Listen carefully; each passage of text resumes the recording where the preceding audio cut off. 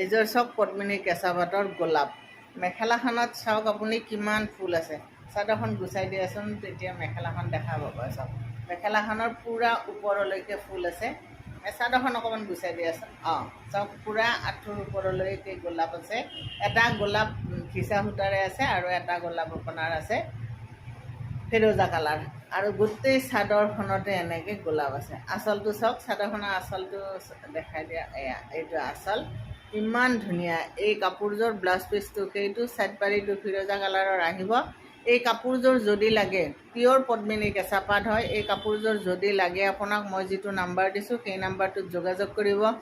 একদম থোপা থোপে ফুলি থকা গোলাপ আপুনি পিন্ধি গ'লে মানুহে ঘূৰি ঘূৰি চাব লাগিব। আৰু বিৰাট ধুনীয়া কাপোৰ এযোৰ।